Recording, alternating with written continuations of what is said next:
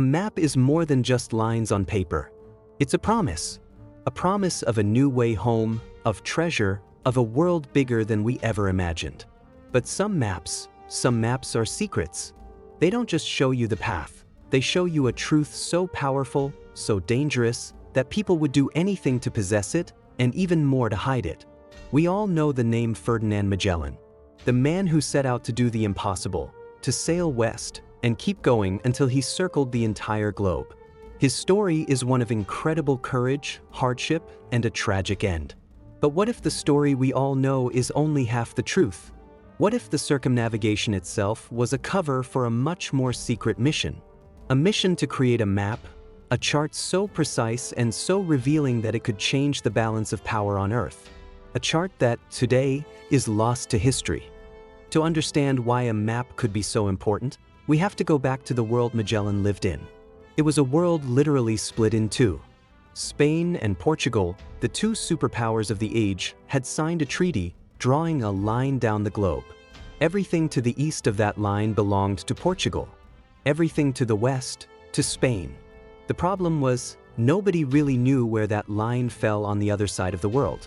And on the other side of the world were the Spice Islands, the source of unbelievable wealth.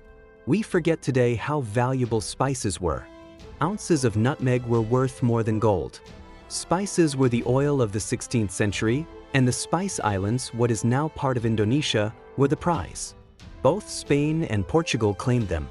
The first nation to prove, with a reliable map, that the islands were on their side of the line would control a global fortune. This is why King Charles of Spain funded Magellan.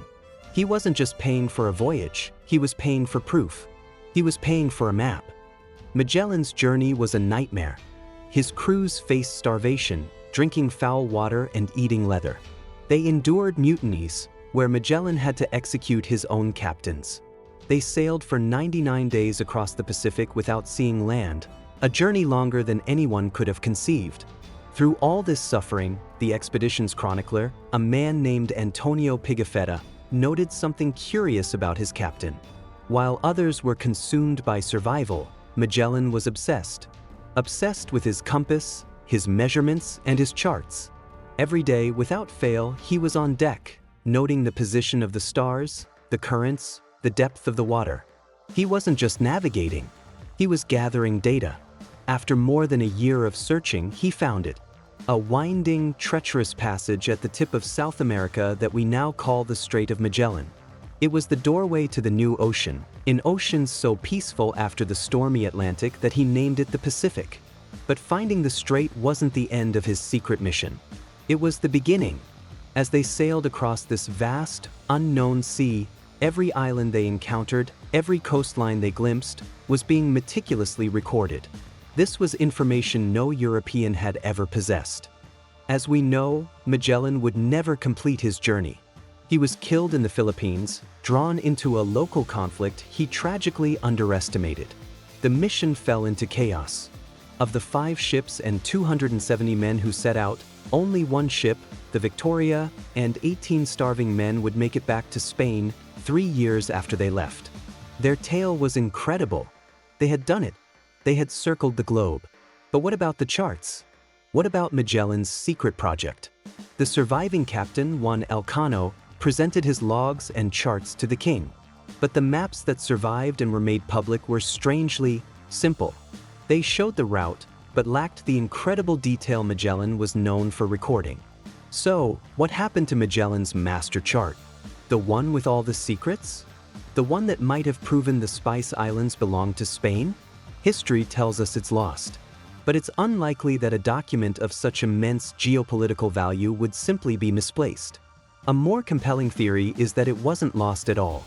It was hidden, locked away in the Spanish royal archives, deemed too valuable and too dangerous to be seen by the public or by Portugal's spies. It became a state secret. In the decades that followed, you can almost see the ghost of this missing information. Other explorers struggled to map the Pacific. Their charts were filled with errors, guesswork, and strange myths. It was as if they were all working from incomplete data because the master key, Magellan's great work, was kept under lock and key. Spain dominated the Pacific for a century, and one has to wonder if their confidence came from a secret they held, a map that gave them an invisible advantage over their rivals.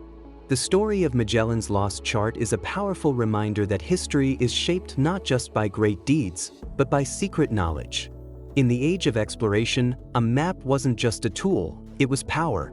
It could start wars, create empires, and generate fortunes. Magellan set out to give that power to his king, and he succeeded.